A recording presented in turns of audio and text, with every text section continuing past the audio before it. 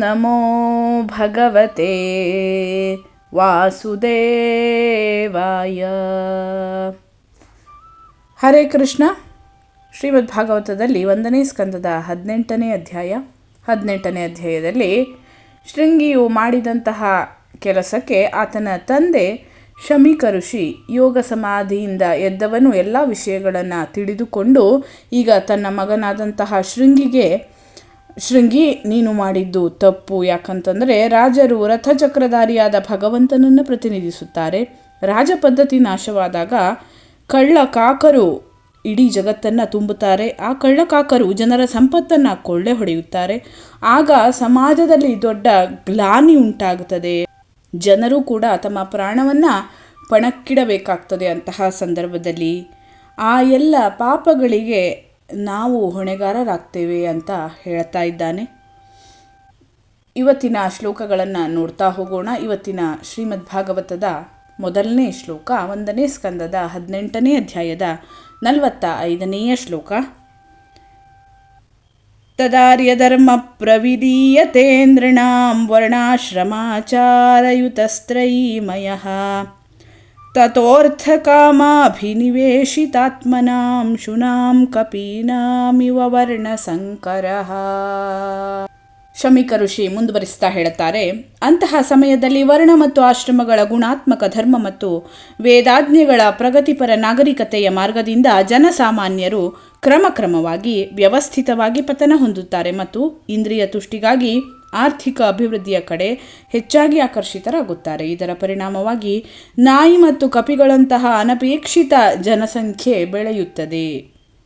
ರಾಜಪದ್ಧತಿಯೂ ಇಲ್ಲವಾದಾಗ ಮಾನವ ಸಂತಾನವು ನಾಯಿ ಕೋತಿಗಳಂತೆ ಅನಪೇಕ್ಷಿತ ಸಂತಾನವಾಗುವುದು ಎಂಬುದು ಇಲ್ಲಿ ಮುನ್ಸೂಚಿತವಾಗಿದೆ. ವೈದಿಕ ಜೀವನ ಪದ್ಧತಿಯು ಆರ್ಯರ ನಾಗರಿಕತೆಯ ಪ್ರಗತಿಪರ ಮುನ್ನಡೆಯೇ ಆಗಿದೆ. ವೈದಿಕ ನಾಗರಿಕತೆಯಲ್ಲಿ ಆರ್ಯರು ಪ್ರಗತಿಪರರಾಗಿದ್ದಾರೆ. ವೈದಿಕ ನಾಗರಿಕತೆಯ ಗುರಿ ಎಲ್ಲಿ ಹುಟ್ಟು, ಸಾವು, ಮುಪ್ಪು ಮತ್ತು ವ್ಯಾಧಿಗಳು ಇಲ್ಲವೋ ಅಂತಹ ಭಗವದ್ಧಾಮಕ್ಕೆ ಹಿಂತಿರುಗುವುದು.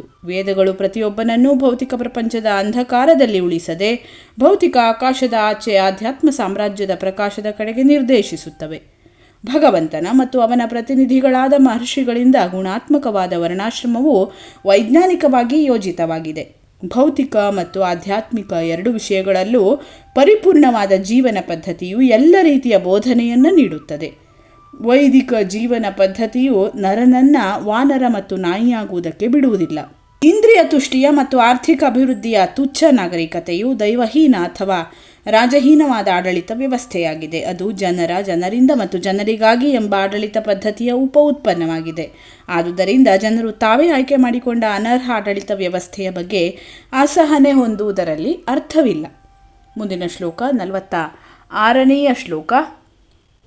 ಧರ್ಮಪಾಲೋ ನರಪತಿ ಸತು ಸಮ್ರಾಡ ಬೃಹಚ್ರವಾಃ ಸಾಕ್ಷಾನ್ ಮಹಾಭಾಗವತೋ ರಾಜರ್ಷಿರ್ಹಯಮೇಧಯಾಟ್ ಕ್ಷುತ್ರಿಶ್ರಮಯುತೋ ದೀನೋ ನೈವಾಸ್ಮಚ್ಛಾಪಮರ್ಹತಿ. ಪರೀಕ್ಷಿತ ಚಕ್ರವರ್ತಿಯು ಪುಣ್ಯವಂತನಾದ ರಾಜನಾಗಿದ್ದಾನೆ. ಸುವಿಖ್ಯಾತನಾದ ಆತ ದೇವೋತ್ತಮ ಪರಮಪುರುಷನ ಪ್ರಥಮ ಪಂಕ್ತಿಯ ಭಕ್ತನಾಗಿದ್ದಾನೆ. ಅವನು ರಾಜರಲ್ಲಿ ಋಷಿಯಾಗಿದ್ದು ಅನೇಕ ಅಶ್ವಮೇಧ ಯಾಗಗಳನ್ನು ಮಾಡಿದ್ದಾನೆ. ಅಂತಹ ರಾಜನು ಹಸಿವು ಬಾಯಾರಿಕೆಗಳಿಂದ ಬಳಲಿ ದಣಿದ ಸಂದರ್ಭದಲ್ಲಿ ಶಾಪಾರ್ಹನಾಗುವುದಿಲ್ಲ. ಈ ರೀತಿಯಾಗಿ ಶಮೀಕ ಋಷಿ ತನ್ನ ಮಗನಾದಂತಹ ಶೃಂಗಿಗೆ ಹೇಳ್ತಾ ಇದ್ದಾನೆ. ಈ ಶ್ಲೋಕದ ಭಾವಾರ್ಥವನ್ನು ನೋಡೋಣ. ಕ್ಷತ್ರಿಯನ ಸ್ಥಾನಮಾನಕ್ಕೆ ಸಂಬಂಧಿಸಿದಂತೆ ನಿಯಮಗಳನ್ನು ವಿವರಿಸಿದ ಮೇಲೆ ಮತ್ತು ರಾಜನಾದವನು ಯಾವತ್ತೂ ತಪ್ಪು ಮಾಡಲು ಸಾಧ್ಯವಿಲ್ಲವಾಗಿ ಅವನನ್ನು ಶಿಕ್ಷಿಸುವುದು ಉಚಿತವಲ್ಲ ಎಂಬುದು ಸ್ಥಾಪಿಸಿದ ಮೇಲೆ ಶಮೀಕ ಋಷಿಯು ಪರೀಕ್ಷಿತ ಚಕ್ರವರ್ತಿಯ ಬಗ್ಗೆಯೇ ಕೆಲವು ಮಾತುಗಳನ್ನು ವಿಶೇಷವಾಗಿ ಹೇಳಲು ಬಯಸಿದನು. ಪರೀಕ್ಷಿತ ಮಹಾರಾಜನ ವಿಶಿಷ್ಟವಾದ ಅರ್ಹತೆಯನ್ನು ಇಲ್ಲಿ ಸಾರರೂಪವಾಗಿ ಹೇಳಲಾಗಿದೆ. ಈ ರಾಜನನ್ನು ಕೇವಲ ಒಬ್ಬ ರಾಜನೆಂದು ಗ್ರಹಿಸಿದಾಗೆ ಕೂಡ ಅವನು ಕ್ಷತ್ರಿಯರ ಧರ್ಮತತ್ವಗಳನ್ನು ಪಾಲಿಸಿದ ಅತ್ಯಂತ ಪ್ರಸಿದ್ಧ ರಾಜನಾಗಿದ್ದನು. ಶಾಸ್ತ್ರಗಳಲ್ಲಿ ಎಲ್ಲ ವರ್ಣಾಶ್ರಮಗಳ ಕರ್ತವ್ಯಗಳು ನಮೂದಿತವಾಗಿವೆ. ಭಗವದ್ಗೀತೆಯಲ್ಲಿ 18ನೇ ಅಧ್ಯಾಯದ 43ನೇ ಶ್ಲೋಕದಲ್ಲಿ ಹೇಳಿದ ಕ್ಷತ್ರಿಯನ ಎಲ್ಲ ಗುಣಗಳು ಆ ಚಕ್ರವರ್ತಿಯಲ್ಲಿ ಇದ್ದವು. ಅವನು ಭಗವಂತನ ಮಹಾಭಕ್ತನು ಮತ್ತು ಆತ್ಮ ಸಾಕ್ಷಾತ್ಕಾರ ಪಡೆದ ಜೀವಿಯೂ ಆಗಿದ್ದನು. ಅಂತಹ ರಾಜನನ್ನು ಅವನು ಹಸಿವೆ ಬಾಯಾರಿಕೆಯಿಂದ ಬಳಲಿ ಬಂದಿರುವಂತಹ ಸಂದರ್ಭದಲ್ಲಿ ಶಪಿಸುವುದು ಎಷ್ಟು ಮಾತ್ರಕ್ಕೂ ಯುಕ್ತವಾಗಿರಲಿಲ್ಲ. ಪರೀಕ್ಷಿತ ಮಹಾರಾಜನು ಅತ್ಯಂತ ಅಯುಕ್ತವಾಗಿ ಶಪಿತನಾದನು ಎಂಬುದನ್ನು ಶಮೀಕ ಋಷಿಯು ಎಲ್ಲ ದೃಷ್ಟಿಯಿಂದ ಒಪ್ಪಿಕೊಂಡನು. ಬೇರೆ ಎಲ್ಲ ಬ್ರಾಹ್ಮಣರು ಈ ಪ್ರಸಂಗದಲ್ಲಿ ನೇರವಾಗಿ ಪಾಲುದಾರರಲ್ಲವಾದರೂ ಆ ಬ್ರಾಹ್ಮಣ ಕುಮಾರನ ಬಾಲಿಶ ವರ್ತನೆಯಿಂದ ಪ್ರಪಂಚದ ಪರಿಸ್ಥಿತಿಯೇ ಬದಲಾಗಿ ಹೋಯಿತು. ಆದುದರಿಂದಲೇ ಬ್ರಾಹ್ಮಣನಾದ ಶಮೀಕ ಋಷಿ ಜಗತ್ತಿನ ಸುವ್ಯವಸ್ಥೆಯ ಕುಸಿತದ ಹೊಣೆಯನ್ನು ತಾನೇ ಹೊತ್ತುಕೊಂಡನು.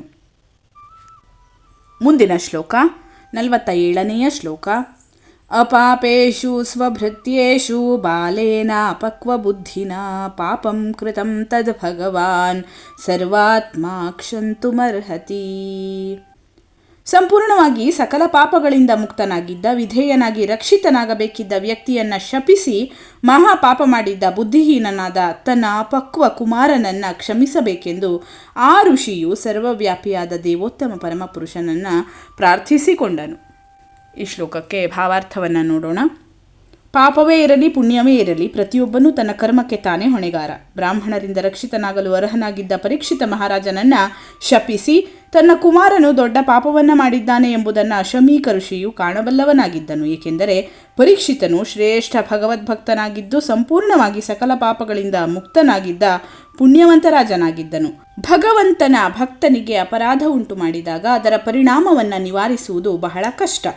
ವರ್ಣಾಶ್ರಮ ವ್ಯವಸ್ಥೆಯ ಮೇಲು ನೆಲೆಯಲ್ಲಿರುವ ಬ್ರಾಹ್ಮಣರು ತಮಗಿಂತ ಕೆಳಗಿರುವವರನ್ನು ರಕ್ಷಿಸಲು ಉದ್ದಿಷ್ಟವಾಗಿದ್ದಾರೆಯೇ ವಿನ ಶಪಿಸಲಲ್ಲ. ಬ್ರಾಹ್ಮಣನು ರೋಷದಿಂದ ತನ್ನ ಅಧೀನದಲ್ಲಿರುವ ಕ್ಷತ್ರಿಯ ಅಥವಾ ವೈಶ್ಯ ಮುಂತಾದವರನ್ನು ಶಪಿಸಿರುವ ಸಂದರ್ಭಗಳುಂಟು. ಆದರೆ ಪರೀಕ್ಷಿತ ಮಹಾರಾಜನ ಸಂದರ್ಭದಲ್ಲಿ ಈಗಾಗಲೇ ವಿವರಿಸಿರುವಂತೆ ಹಾಗೆ ಶಪಿಸುವುದಕ್ಕೆ ಕಾರಣಗಳೇ ಇರಲಿಲ್ಲ.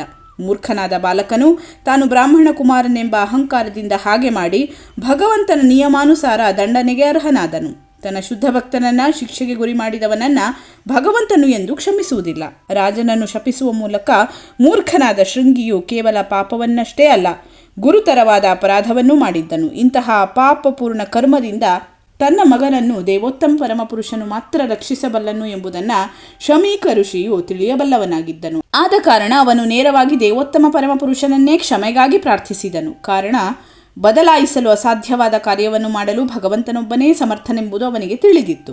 ಸ್ವಲ್ಪವೂ ಬುದ್ಧಿ ಬೆಳೆಯದಿದ್ದ ಮೂರ್ಖ ಬಾಲಕನ ಪರವಾಗಿ ಋಷಿಯು ಭಗವಂತನಲ್ಲಿ ತಾನೇ ಮನವಿ ಸಲ್ಲಿಸಿದನು. ಇಲ್ಲಿ ಒಂದು ಪ್ರಶ್ನೆ ಉದ್ಭವಿಸಬಹುದು. ಪರೀಕ್ಷಿತ ಮಹಾರಾಜನು ವಿಷಮ ಪರಿಸ್ಥಿತಿಯೊಂದಕ್ಕೆ ಗುರಿಯಾಗಿ ಲೋಕದ ಬಾಳಿನಿಂದ ಉದ್ಧಾರ ಹೊಂದಬೇಕೆಂಬುದು ಭಗವಂತನ ಇಚ್ಛೆಯಾಗಿತ್ತು ಎಂಬುದಾದರೆ ಈ ದ್ರೋಹ ಕಾರ್ಯಕ್ಕೆ ಬ್ರಾಹ್ಮಣ ಕುಮಾರನನ್ನು ಏಕೆ ಹೊಣೆಗಾರನನ್ನಾಗಿ ಮಾಡಬೇಕು? ಇದಕ್ಕೆ ಉತ್ತರವೆಂದರೆ ಆ ಅಪರಾಧ ಕಾರ್ಯವನ್ನು ಬಹು ಸುಲಭವಾಗಿ ಕ್ಷಮಿಸಲು ಸಾಧ್ಯವಾಗಬೇಕೆಂದೇ ಬಾಲಕನಿಂದ ಆ ಕ್ರಿಯೆ ನಡೆದು ಕೊನೆಗೆ ತಂದೆಯ ಪ್ರಾರ್ಥನೆಯನ್ನು ಅಂಗೀಕರಿಸಲಾಯಿತು. ಹಾಗಾದರೆ ಇದೇ ಬ್ರಾಹ್ಮಣ ವರ್ಣವು ಜಗತ್ತಿನ ವ್ಯವಹಾರದಲ್ಲಿ ಕಲಿಗೆ ಅವಕಾಶ ನೀಡಿದ್ದಕ್ಕಾಗಿ ಏಕೆ ಜವಾಬ್ದಾರಿ ಹೊರಬೇಕಾಯಿತು ಎಂಬ ಪ್ರಶ್ನೆ ಹುಟ್ಟುವುದಾದಲ್ಲಿ ಆ ಪ್ರಶ್ನೆಗೆ ಉತ್ತರವನ್ನು ವರಾಹ ಪುರಾಣದಲ್ಲಿ ನೀಡಲಾಗಿದೆ. ದೇವೋತ್ತಮ ಪರಮಪುರುಷನಿಗೆ ಶತ್ರುಗಳಾಗಿ ವರ್ತಿಸಿದ ಆದರೆ ಅವನಿಂದ ಸಂಹಾರಗೊಳ್ಳದ ದಾನವರು ಕಲಿಯುಗದ ಅನುಕೂಲವನ್ನು ಪಡೆಯಲು ಬ್ರಾಹ್ಮಣ ಕುಟುಂಬಗಳಲ್ಲಿ ಜನ್ಮವೆತ್ತಲು ಅವಕಾಶ ಕಲ್ಪಿಸಲಾಯಿತು ಎಂಬುದಾಗಿ ವರಾಹ ಪುರಾಣದಲ್ಲಿ ಹೇಳಲಾಗಿದೆ. ಸಕಲ ದಯಾಮಯಿಯಾದ ಭಗವಂತನು ಪುಣ್ಯವಂತ ಬ್ರಾಹ್ಮಣ ಕುಟುಂಬಗಳಲ್ಲಿ ಜನ್ಮವೆತ್ತಲು ದಾನವರಿಗೆ ಅವಕಾಶವಿತ್ತನು. ಆದ್ದರಿಂದ ಅವರು ಮೋಕ್ಷದ ಕಡೆ ಸಾಗಲೆಂಬುದು ಅವನ ಉದ್ದೇಶವಾಗಿತ್ತು. ಆದರೆ ದಾನವರು ಆ ಸದವಕಾಶವನ್ನು ಉಪಯೋಗಿಸಿಕೊಳ್ಳುವ ಬದಲು ಬ್ರಾಹ್ಮಣರಾದ ನಿಮಿತ್ತ ದುರಹಂಕಾರದಿಂದ ಕೊಬ್ಬಿ ಬ್ರಾಹ್ಮಣ ಸಂಸ್ಕೃತಿಯನ್ನು ದುರುಪಯೋಗಪಡಿಸಿಕೊಂಡರು. ಶಮೀಕ ಋಷಿಯ ಪುತ್ರನ ಪ್ರಸಂಗ ಇದಕ್ಕೆ ಅತ್ಯಂತ ಸೂಕ್ತ ಉದಾಹರಣೆಯಾಗಿದೆ. ಆ ಪ್ರಸಂಗದ ಮೂಲಕ ಎಲ್ಲ ಮೂರ್ಖ ಬ್ರಾಹ್ಮಣ ಕುಮಾರರು ಶೃಂಗಿಯಂತೆ ಮೂಢರಾಗದೆ ತಮ್ಮ ಪೂರ್ವಜನ್ಮದ ಆಸುರಿ ಗುಣಗಳ ವಿರುದ್ಧ ಸದಾ ಎಚ್ಚರದಿಂದ ಇರಬೇಕು ಎಂದು ಎಚ್ಚರಿಕೆ ನೀಡಲಾಗಿದೆ. ಆ ಮೂರ್ಖ ಬಾಲಕನನ್ನಾದರೂ ಭಗವಂತನು ಕ್ಷಮಿಸಿದನು. ಆದರೆ ಶಮೀಕ ಋಷಿಯಂತಹ ತಂದೆಯನ್ನು ಪಡೆಯದ ಇತರರು ಬ್ರಾಹ್ಮಣ ಕುಟುಂಬದಲ್ಲಿ ಹುಟ್ಟಿ ಅದರ ಅನುಕೂಲಗಳನ್ನು ದುರುಪಯೋಗ ಮಾಡಿಕೊಂಡರೆ ಬಹಳ ಕಷ್ಟಕ್ಕೆ ಈಡಾಗುವರು. ಧನ್ಯವಾದಗಳು. ಲೋಕಾಃ ಸಮಸ್ತಾಃ ಸುಖಿನೋ ಭವಂತು.